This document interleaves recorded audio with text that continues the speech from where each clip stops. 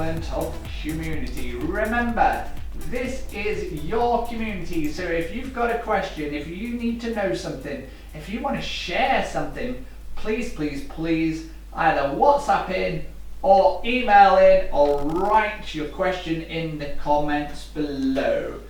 Remember, you can watch this on playback on YouTube, on our YouTube channel at Anthony Devine Online. I think we are on YouTube, Anthony Devine Online.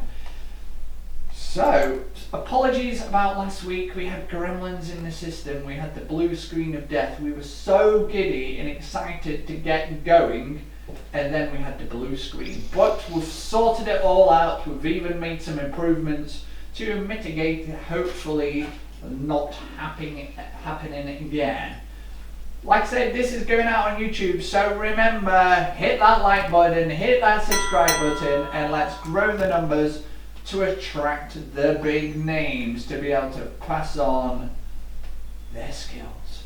Right, so get ready, folks. Standing by your beds, cause Susie.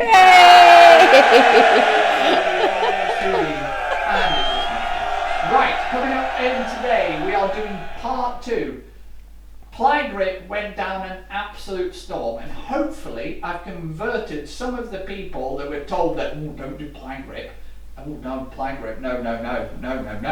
Right, hopefully I've convinced some of you to give it a go. However, some of you are wanting to give it a go so much, you want to know more about it. So, I'm going to do Ply Grip Part 2. Some of the questions are about position of staples and some about how to finish it and how we kind of like team it up and with like the back tack along the top. So we're going through all of that. Thankfully, I have a question about back tack which I'm going to kind of try and incorporate in it. Susie's got some more questions for you, but please, if you join live and you have a question about anything, just let us know and we'll be only too glad to attempt to answer it. Coming up, we've got another couple of weeks before we finish for our summer break. A couple of questions and something we and Susie are both passionate about, and Susie is a kind of, I get a day off really when we talk about it, and Susie's more in charge about it, is fire eggs, UK domestic fire eggs. Okay, we've got a couple of questions we're going to answer about it, but I'm going to put a poll on our Instagram in the next 24 hours just to see what the gauge is, whether we want to be doing some more work around the fire eggs. I know some people know a lot, but might miss that kind of nugging. Some people are like, oh God, what this and what about this and what about that? So, if you want it and if you need it, we're only too happy to oblige. So we're going to squeeze it in fire eggs. We'll put the poll up and we'll see. It'll either ice to the left, noses to the right, or the other one round. I don't know what it is. And if we can do or want to do fire eggs. If you want to see something else, if you want to hear something else, if you want to hear less of me and more of Susie, just let me know. I will not be offended. Okay? Remember, this is all for you. Next thing, and I've done this with all that without paperwork this morning, just remembering everything off the top of my head. Finally, before we get stuck into the questions with Susie, we have had quite an upturn in community members. So, thank you very much. Welcome. I'm Anthony and this is Susie and this is what we do every Wednesday at 9:30. So what happens is, if you want to know something, just simply type in the question in the comments area. Susie will read it out. I'll try and explain it. It'll get really long-winded. You'll probably wish you never asked the question in the first place. But somebody out there in the world of YouTube might be only two questions. Okay, I've got a question that came in via email about fire eggs. So there are so many lovely printed velvets that are 100% polyester sold by companies that do not offer fire retardant backing service. The fabric companies show them on chairs and often they can be found on upholstered items being offered for sale. Can I just clarify that a non-FR polyester cannot be used in this way, even with a barrier cloth, or have I misunderstood the regulations? So, no, you haven't misunderstood the regulations. Just let Connie in. I can, Right. yeah. Oh, there's so many questions within a question in that one. We'll have to break it down bit by bit. I think the first one we should talk about is you cannot use a fire retardant interliner cloth with polyester, right? It just can't happen. The only way you can use an interliner barrier cloth is with a fabric that has a composition of a combined total of 75% or more natural fibres. And those natural fibres are, Susie? Cotton, flax, viscose, modal, silk and wool. Linen. Just to say on that as well, that although 75% is the prescribed recommended amount given by the fire regulations, that is not always the case. So you might have a fabric, a company might produce a fabric that I know Linwood have got a couple of fabrics that I think are about 72, 73, but because they're close to the cusp, they have been tested. Yeah, exactly that. So if a company has a fabric that's slightly less, but it's been tested in conjunction with an interliner and it's passed, then obviously that's totally fine. So just check what it says on the fabric information. So it'll say it passes BS 5852 when used in conjunction with a fire retardant barrier cloth. And even though it may only be 70% or 72%, we haven't lied to you. The prescribed amount according to the regulations is 75, but if it's less than that but it's been tested in conjunction with the barrier cloth and passed, then that's absolutely fine. And Susie, where would we find said information about the composition of fabrics? Well, either in the back of your fabric book, so if you've got your fabric book, on the very back of it, there will be the information about what the composition is. Or if you're looking on a website, then there should be information about what the composition of that fabric is as well. Now, if I decided to go into one of the discount mills and purchase some fabric, or to a market, where would I find that information if the person just said, do you know what, I think it is? You're not going to be able to. That's the problem. So this is why we would always recommend don't buy fabrics for upholstery from discounted places and markets and things like that, because often the problem is that those people are not able to provide that information. They're not able to tell you whether or not it's fire retardant, let alone what the actual composition of the fabric is. But even if they can tell you the composition of the fabric, unless they can 100% give you the fire retardancy information, you still really can't use it, because you need to know that that fabric has been designed for upholstery and that it has been tested. And that's irrespective of whether it's a polyester or a natural fibre fabric. Somebody is saying my microphone is not on. Can everybody else hear me? Oh. Loud and clear. Is it just that I'm really loud and Anthony's like quieter? Right. Does the age of the chair Now affect can you hear the me loud screen? and clear? No?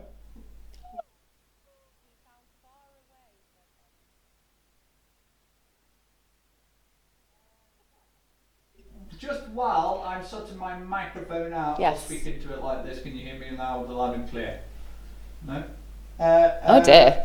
I might need to just check your... Right, don't worry, you carry on talking, I'll sort that out. Oh. So, Susie, talk to me about Yep. if somebody is, I'll talk right into my microphone like this, I might even sing the song. No, that'd be bad. Right, Susie, don't worry about it, I'll sort it. If you're doing a job for a friend, Yeah. they give you 20 quid for doing the job, does that fabric have to be fire retardant? Remember, it's just for a friend, my next door neighbour.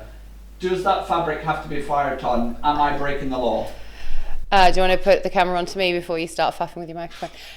Okay, so there's a very small section in the fire regulations that refer to reupholstery, but obviously it's a massive part of an upholsterer's work. So you do need to know what the regulations are. So essentially, anything that you are providing for a job has to be covered by fire regulations. So Obviously, all of the filling materials that you're supplying will be covered by fire regulations anyway, because that's the responsibility of the manufacturer of those filling materials to make sure they're fire retardant. When it comes to the fabric, if you're supplying it for a reupholstery job, even if it's for a friend, then you need to make sure it's fire retardant. It's a bit of a grey area because it's if there's money changing hands, then obviously you're being paid, then you're doing it in line of a business, then you are responsible for making sure that you're adhering to the fire regulations. If you're doing it for a friend and there's no money changing hands, then that's where it's a bit of a grey area, and obviously it's kind of up to you and your friends to have a discussion about the fire regulations and whether they're bothered or not, because if you were making something for yourself, you might not make it with a fire retardant fabric and you might not be bothered, so your friend might not be bothered. But if money's changing hands, then you are in theory doing it in the line of a business and you're supplying the fabric, you need to make sure it's fire retardant. However, there is a something that's outside of the fire regs, and that's when the person that you're doing the reupholstery work for provides the fabric for you.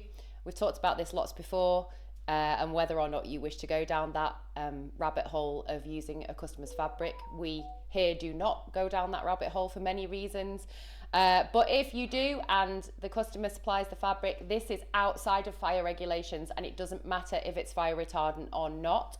Obviously have that discussion with your customer, because it might be a good way for you to dissuade them from using their fabric and persuade them to use a fabric that you provide, that you can make money on.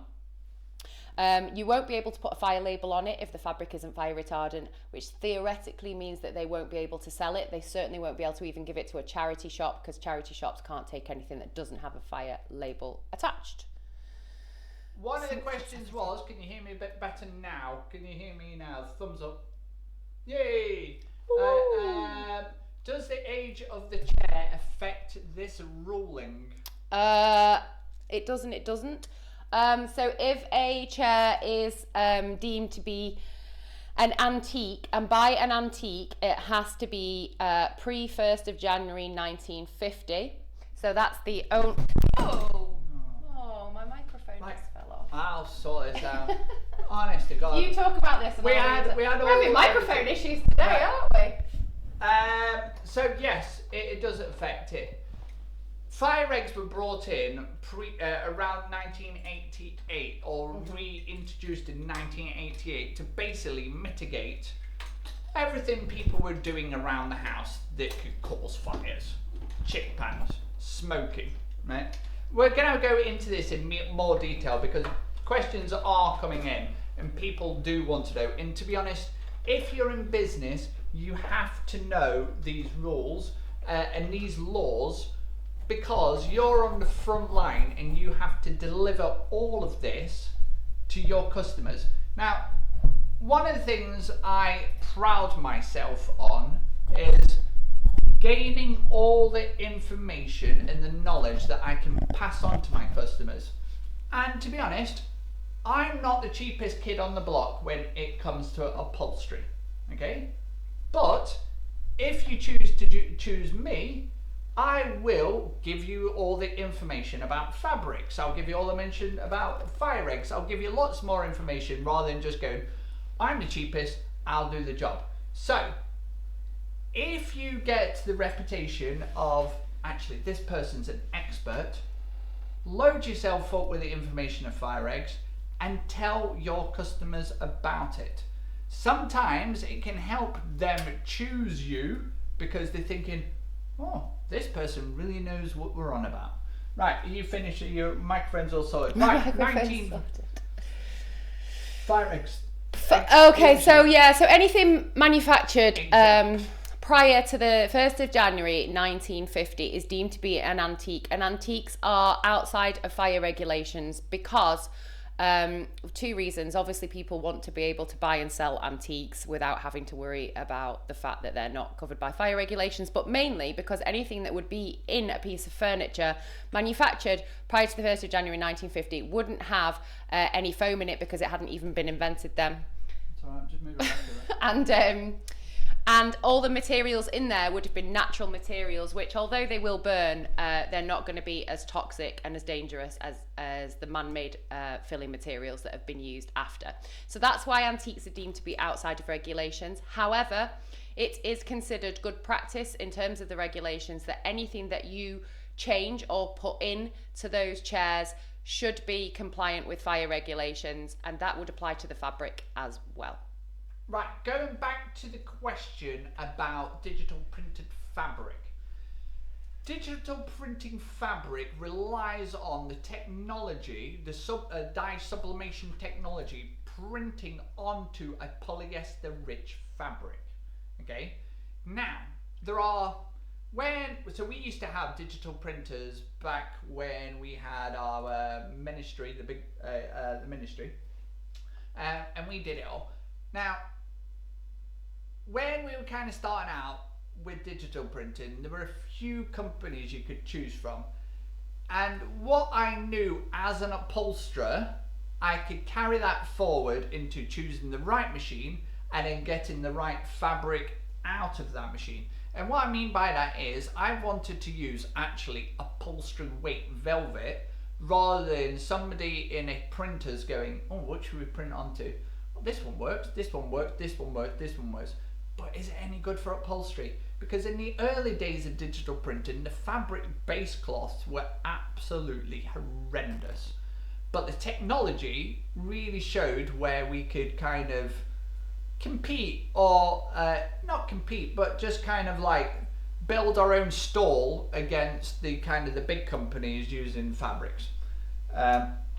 So, like I said, base cloths were terrible, but only polyester rich fabrics could be used.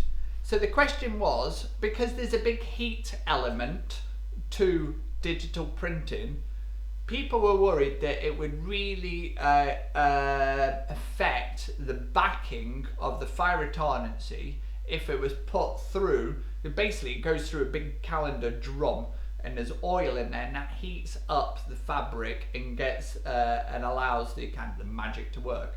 But people were worried about that might affect the fire retardancy on the back.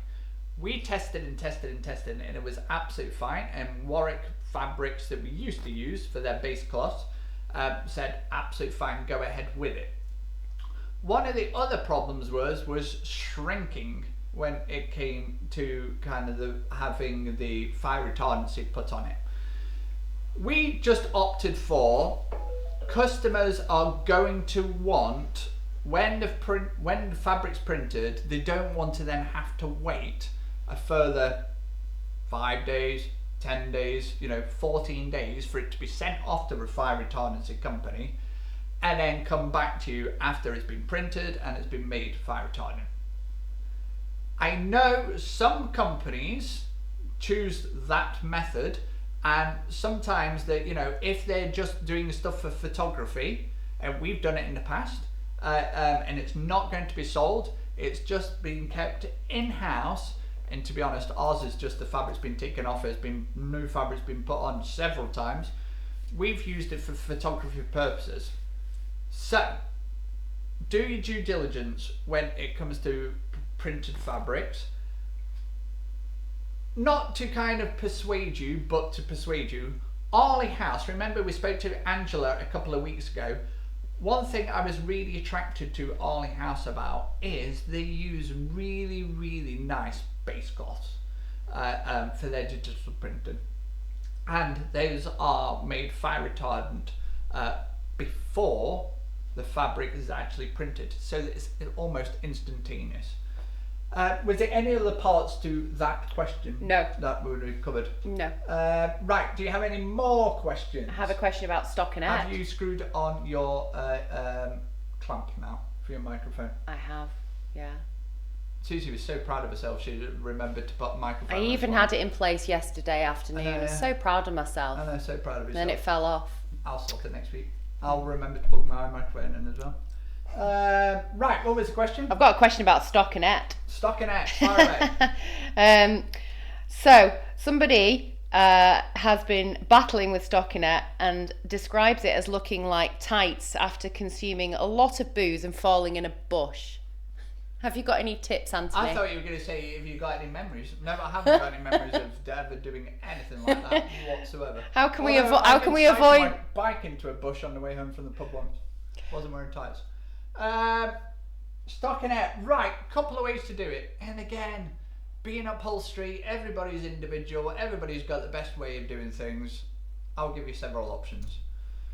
Number one, stockinette, for those people who don't know, is basically once you've got your foam cushion, you've Dacron wrapped it, you then want to put a stockinette round it. Stockinette's a bit like, just only a little tiny bit like, you know when you get your Christmas tree and you put it through that cylinder and you always want to jump through it, right? The netting That's just part, you, Anthony.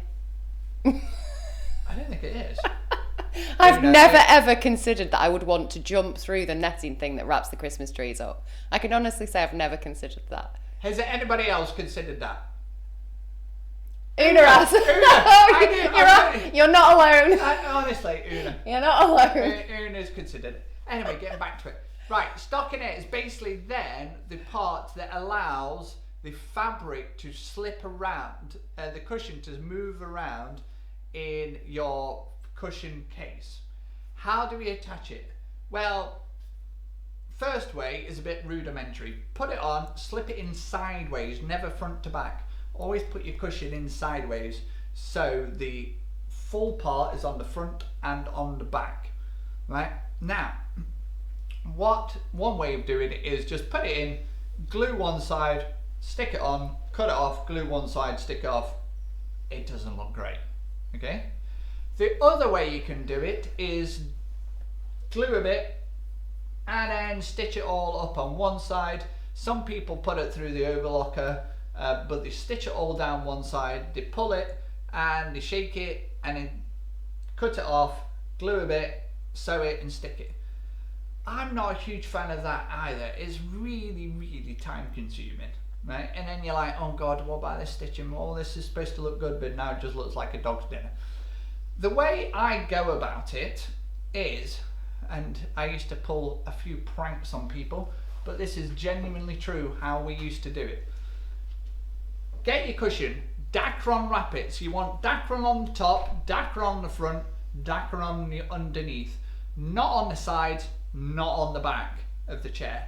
I don't personally. Then, on the side of the cushion, I get a really sharp knife, non-serrated. And if you're ever cutting foam, I personally don't rate a serrated knife, just a straight knife. Nice and sharp. I come in from the front, I come in about 2 or 3 inches, and I come in about 2 or 3 inches from the back, and I come and I slit the center of the cushion. I slit it to about 3 inches in depth. Okay, I do that on both sides. So imagine this was my cushion here. I've slit it down this side and I've slit it down this side. I then put my stockinette over my whole cushion, and then I poke my stockinette into that gap that I've slit, and then I open it up and I put glue down the side of it, and then I wait a couple of minutes and I just glue the side up. Okay, then once I've got one side glued, this is the bit. Okay, I then cut it off the stockinette that I can hold it scrunched up in my hand like so with the cushion here, and I shake it, right? And I shake it for a good couple of minutes, and what that'll do is turn a very square, very kind of awkward sized shaped cushion into a nice smooth, nice rounded cushion. And then I shake it a bit more, right? And then I cut it off, I open up the gap with my slit in, and I poke all that in, and I glue it, and then I stick it. And then I wait, okay? I don't immediately put that into the cushion because, genius, well, thank you. I'll take that. And I wait, and I don't put that into the cushion just because I've got glued sides. Although ideally the glue is in the slit and you closed it shut, but just in case you're a bit of a crap shot, just wait, okay? Then, after a period of time, that's all flashed off, I check it, right? Just give it a little tap, just to make sure it's all glued. Then I put my cushion, maybe that's what we should do, how to fill a cushion properly. Yeah. As cushion filling as cushion filling. Saying they need to see this in action. Then what I do is I get my cushion, I don't fold it in half, I push down the front edge while my cushion is stood up like so. I push down this edge, I slip the front corners in, and then I pull my cushion around, I push it in, and make sure I've paid special attention to that front corners, okay? Then the problem is your cushion's probably bananaed. And what I mean by that is your cushion should be slightly bigger than the cushion case. So your cushion's starting to get into it, but just not sitting right. I then opposite fold it. Fold it opposite fold. So basically, if you're bananaing that way, I flip it over, so now the banana's that way. I put my hand in the center of the cushion and I fold the cushion, and that's to reverse the banana, okay? If you got banana that way, fold it back, and that will then take out the banana shape. So many times I see people on Instagram, big companies as well as small individuals, making lovely chairs, and then they put the cushions on. I'm like, if you're taking a photograph of it, why are you not paying more attention to the presentation of your chair? I'm not finished there. Right, so a banana and push it all in and make sure I'm not putting undue pressure on the zip. You know, you're trying to ram all the clothes in the case before you go on holiday and you're sitting on it, right? None of that, right? Push it all in. The last thing you want to do is put unnecessary pressure on the cushion, because it'll end up breaking the zip. Break the zip, you have to start the whole thing again. So the next thing I do, your cushion's not quite sitting right. I wrap it then in a blanket, okay? Wrap it on a blanket, put it on the floor. Is this the point where I jump on it? Yes. What do you do, Susie? I jump on it. Jump up and down it. It's easy. Jump up and down on that cushion. You know, like Busy Lizzie in the 80s on TV AM and all that. I get all the best jobs. I know, yeah. Right? Get a cushion on the floor, wrap it in a blanket, and then just run up and down on the spot on it for a good couple of minutes.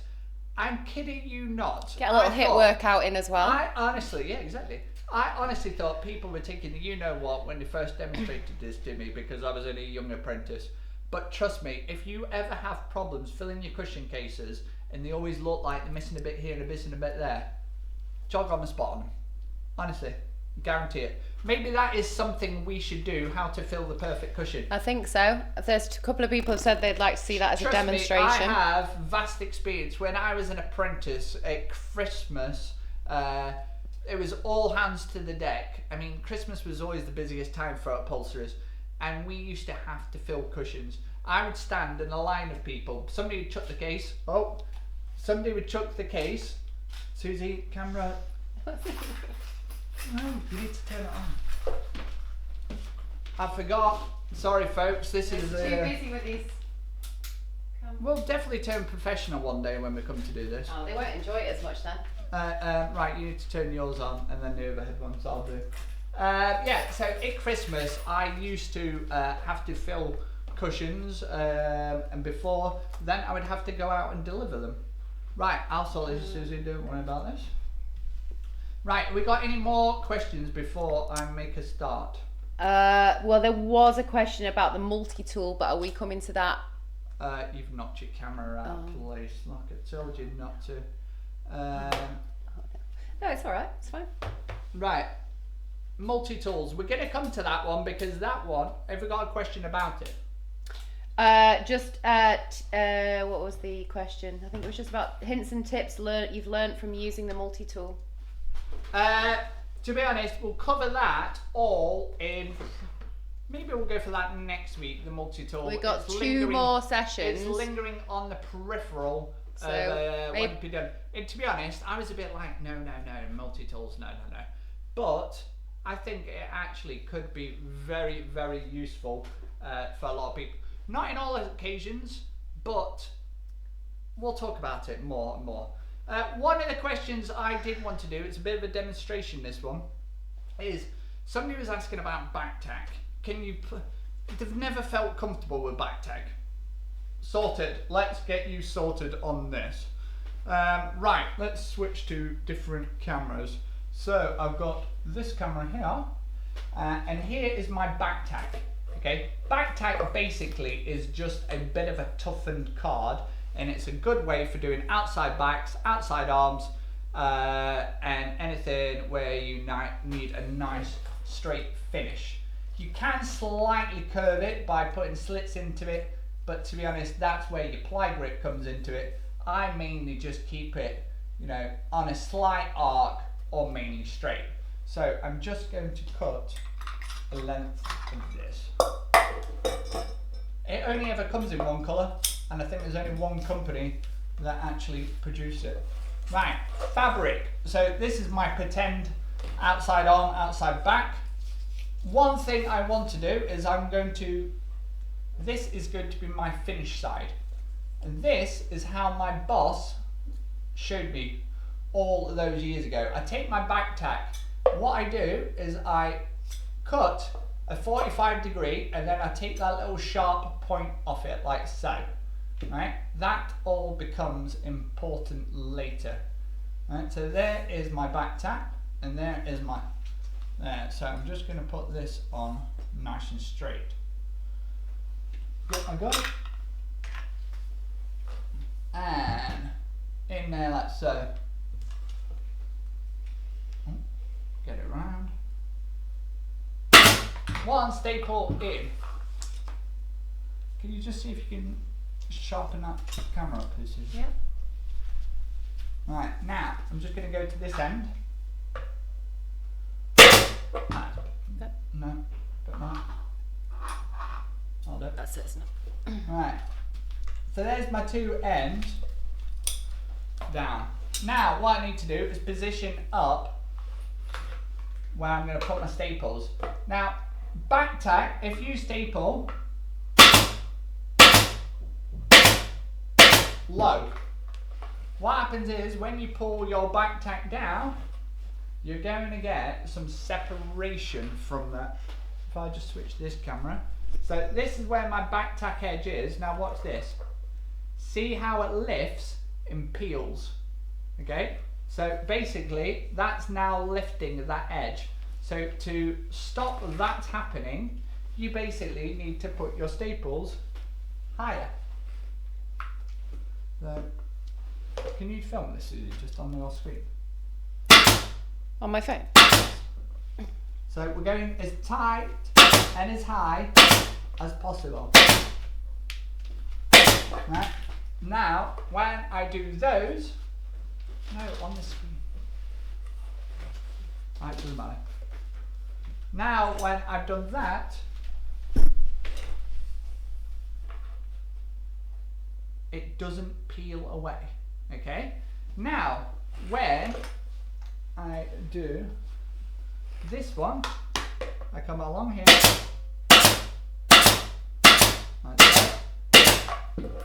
Sometimes if you've got this going into other fabrics, what can happen is that can staple in tight and then slightly kick up this back edge. Okay, once that edge is kicked up, you may be able to see it from this side. So what I come and do is I mainly come diagonally around like so, and by doing it diagonally you're using less staples. Keep the straight at the top, diagonal on the back. Now why did I cut it like so? The reason I cut it like this is because we can now prepare the corner. So I'm going to take my fabric over at this angle, okay, and then put a staple in it, okay, and then return it this way, and then cut along the top all the way to just before the corner. Now if I switch that one and then I zoom just in this one Right, that's my corner now prepared. I've just gone to the edge of it, okay? Then when my fabric comes down, so I've got my corner there, that will then flick under there once I've cut my bulk out, and that's how you get a really, really nice corner. A lovely square corner on it like so. Right, so what I'm going to do now is I'm going to cut out this bulk, and we'll continue this little demonstration on, which handily goes into my ply grip. Right, get rid of all your bulk. This is where you need your sharp scissors, folks. That's the bulk removed. That bit will be removed too. Like so. And now you can see when that goes down, that's how sharp it becomes. Right, so get my staple in. You want your staple right on the edge. Now let's go back to the ply grip. So here's my ply grip. I'm going to team it up with this side. I'll put this comes down. I'm going to come to there. Now change of scissors. Old scissors, cut the ply grip, or a pair of pincers or tin snips or something like so. Now if I switch back to this camera, what I've done is I've cut through the center of the where we put the staples. Okay, I don't cut through the center of this. The reason why is if I went through this now, what I've left with is a really, really sharp edge. Okay, that sharp edge is in danger of puncturing your fabric or puncturing your skin. You're none the wiser to it. You end up bleeding all over the fabric. So I always prefer to cut through the base like so. Now let's prepare this. Where is my, just get that in there. Right, so now we've got to position this up that this top edge is going to come down on the square like so. And now I put my first staple at the front. Now somebody wanted clarity where we were talking about putting my next staple. I put my next staple as far back as possible, just where the fold line is. The reason for that is if you don't, what happens is, because you've only put a staple at the front, again, a bit like the back tack, it will just roll over and it'll think this is the hinge point rather than the back being the hinge point. Okay, now what I'm going to do is I'm just going to get a second one in. Somebody said, the next question, I'm answering lots of questions at this point, is how do I make sure that my ply grip is straight? Simple rule, just use a straight edge. Okay, see how now I've just got a ruler here, right? Normally I wouldn't use a ruler, I would use the edge of the frame. Okay, and that would just give me a nice straight length. What I wouldn't do is come here and staple there like so, because when I come back to fill these in, it will just move. So take your ruler, go into a nice straight edge like so, and then just simply each one now I would just go through in turn. Right. I'm not particularly bothered by a straight edge. This is for demonstration purpose only. Right, then as we get to the end,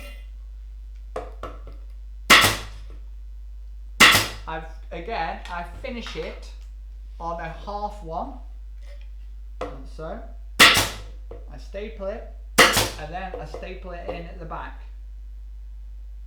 like so. Then what you've got to do, fold it down to the grab position.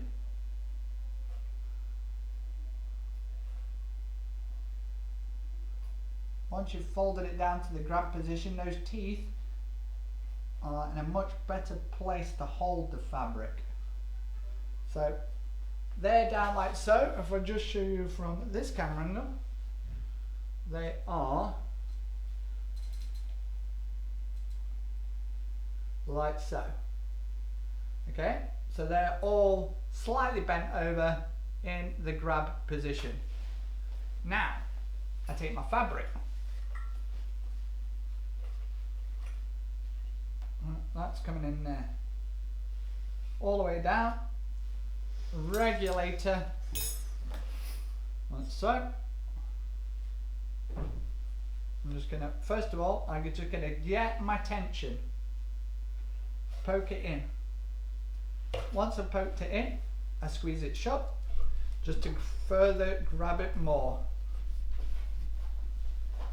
And then I can go back to the start and I can start to poke this in. Move my gun out the way.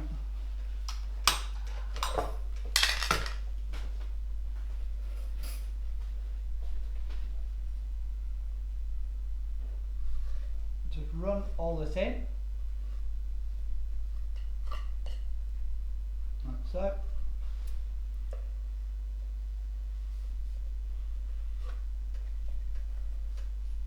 This fabric's quite soft. Right, once you've got it in, squeeze it down. Always squeeze it down with your thumb more than your hammer, because that way you can bruise the fabric. Just keep on taking the fabric down, always away, never back to a finished edge, because all you'll do there is just gather the fabric. Like so. Right, squeeze, squeeze, squeeze.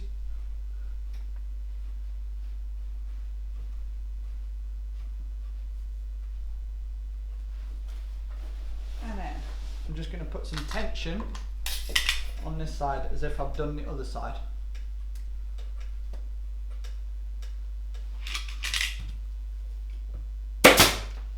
So then I simply cut all this off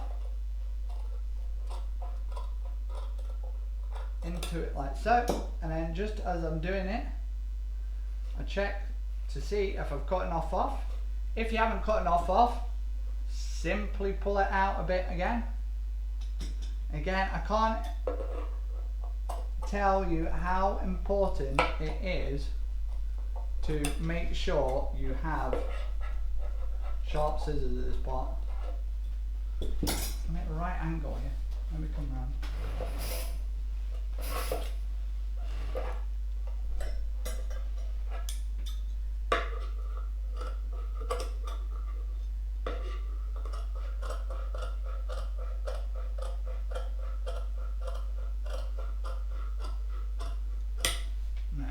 Off there. Right. Poke it all in.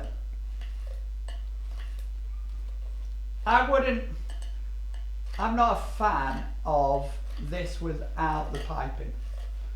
I don't think it gives a nice enough neat edge, to be honest, without the piping. Right, poke all that in. So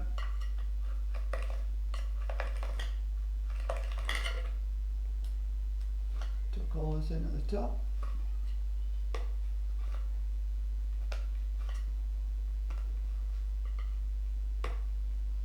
Squeeze it down. Right, get my hammer.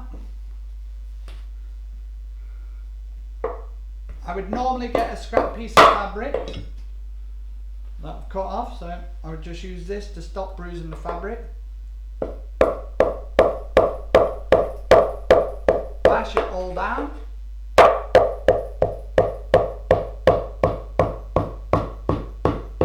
Right, and just before I get to the end, the positioning where you want to hit it as well is right on the edge. Never here, Okay, what you want to do is make sure you're catching it on the edge. That way,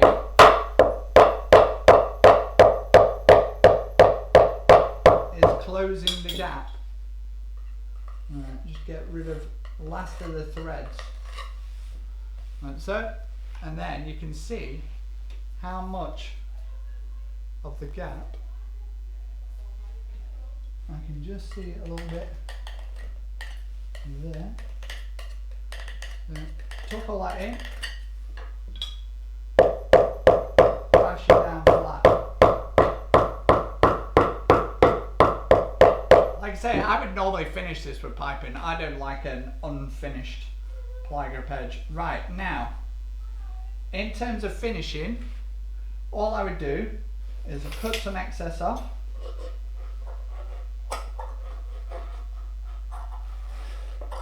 Along there like so.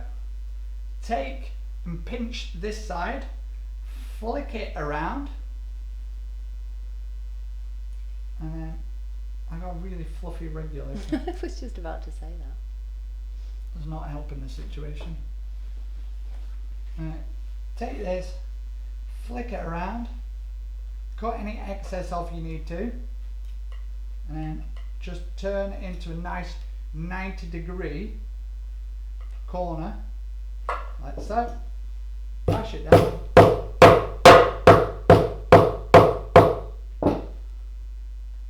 And then get rid of that bit in there. Maybe I should have cut off a bit more.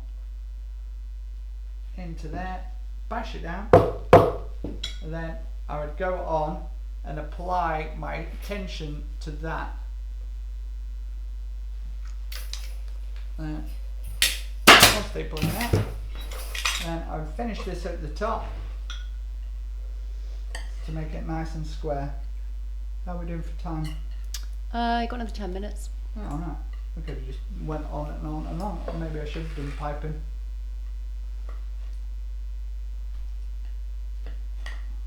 This regulator is not helping me.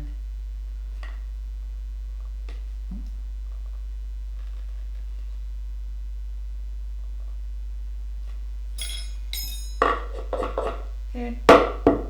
Done. There, nice and square. Anybody got a question about how anything else is done? So you got square edge along here, nice square edge along there, all done, nice and sharp. But to be honest, I would always team it up with a bit of piping.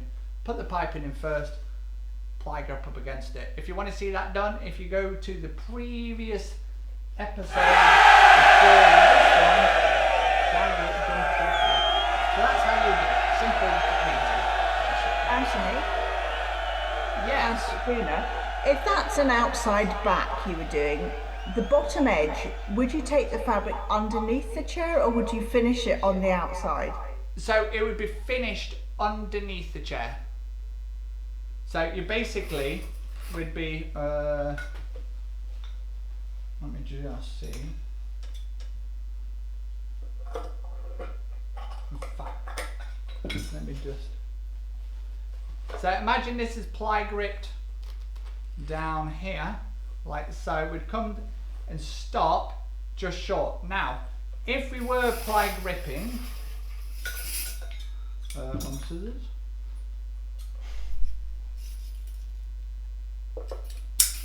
Now, imagine this is the base of my chair. This is the outside back here. What I would do is I would make sure that, again, if I'm finishing, bring my camera up a bit. If I want to finish this and my ply grip's right at the top and I'm coming down and I've got this terrible bit here, what I would do is, again, I would cut that off, and if it meant finishing short because you can't fit another full one in, not a problem, finish it short. But remember, oh, this is a good camera angle, that goes in there, staple at the front like so, and then come to the back and also staple at the back. That way it'll hinge. See how it hinges there? Now what I'll do is I'll demonstrate that again for a non one at the front. So I'll just do one at the front this time. So if you've only got them at the front, when you come to see how it's rolling over, right? And if you've ever got ply grip coming down the side, and then for some reason it's straight, and then doesn't look straight at the bottom, it's because your ply grip is not hinging properly. So if I turn them to the side, you can see how that one there is hinged properly, and that one is lifting away. So pop it down, open it back up again, and then put one staple in at the bottom. So remember, always, if needs be, it's okay to finish short. Secondly, I would take the fabric under, and then once you've ply grip down the side, and then we'd just take the fabric under the base of your chair, staple it off, put a nice black bottom on it. Okay? Any more questions? Any more for any more? No more in chat. Right, well, so what we've gathered from today's session is cushions, stockinette, how to do them. We'll do a demonstration on them. What was the other one? Are you writing this down? Yeah, so we've got 2 Multi-tool. more weeks before the summer break, so I'm thinking the multi-tool and a cushion demo would be what people are after. Well, you better get your dancing shoes on for that one, Susie, because you're going to be showing them how to I'll dance. just like You're jump gonna show up them. and down on a cushion. You're going to show them how to dance on a cushion to make the perfect cushion. Right, well, Honestly, I'll look forward to that. the next time you're on Instagram, falling into the trap of doom scrolling, just have a look at other people's cushions, okay, on their chairs, and what you'll see is really baggy corners and really bananaed cushions. So have a look, tell me I'm wrong, okay? Have a look at your own photos back and tell me I'm wrong. I'm not naming names, people. I'm not naming names. I'm just saying we're like next week, Susie. I know, yeah. No. Yes, have a look. Honestly, have a look at companies because I think, wow, they're spending all this money on a photographer and nobody is picking up on it. Maybe it's just me. Maybe I look just too much into these things, but it was drummed into me from my boss. Any more, Susie? Nope, no more. Well, that's it. That's it all for today. Thank you very much for joining us. Sorry about Susie's microphone falling off. Sorry about my microphone not working properly. Sorry about the cameras going off. Tune in next week and see if we can actually run this community properly. We should know what we've been doing. We've been doing it for a very long time. Anyway, I'll edit all those bits out, never to be seen again. So, it's goodbye from me. Susie, this is your big moment. Stare into the camera. And it's Goodbye. goodbye from me. Your camera's completely out. Oh, you get the waves. Thank you, I don't get everyone. anything. Oh, there we go. I do. There we go. Thank you, everybody. Remember, you can watch it uploaded from Friday. If you've got any questions, leave it in the comments below. Remember, you can join the WhatsApp group. The WhatsApp chat is off the hook at the moment. Where do we find the WhatsApp number, Susie? I'm ready. Here! It's just here, look. I saw what you did last week. Has anybody watched it back on YouTube? Yes, have they watched? Yeah. You don't ask questions, Susie, like that. You don't say, have you watched it back? What? You say, did you see in last week's session what Anthony did to underneath me? Yeah. Well, if anybody wants to... And I to do find love out- meatloaf, by the way. I do love meatloaf. Yes, and I have to go to every tribute act and stage show of it. Right, so there she is. Find out next week what I've put underneath Susie's little pointer out. Here's the number, folks. If you do want to join the WhatsApp group, the biggest WhatsApp growing community WhatsApp group for upholstery, the telephone number, not a telephone number, well, I suppose it's a telephone number. The WhatsApp number is here. It's only for WhatsApping. You can't call on it. Is that true? Yes, correct. True. So send in your questions, join the group. All you have to do, what do you have to do to join the group, Susie? Just WhatsApp us to the WhatsApp number, say, I'm in. I'm in. Is that for GDPR and all that? Yes. Okay. We play by the rules here. Anthony Devine Online. We also break it for all those viewers though. Ooh, girls. Right, thank you very much. I'm off to go and do my first online session, my second online session, because this is the first. I'm off to go and do a fluted headboard, followed by a drum footstool. Busy day, I love a Wednesday. Let's get going. Have a great week, everybody. If you need anything, we're always here. WhatsApp, call, email, drop into Torvale Mill here in the beautiful Peak District in Derbyshire. Thank you very much for today, and we will see you all. Enjoy the sunshine, and remember, put on the sunscreen.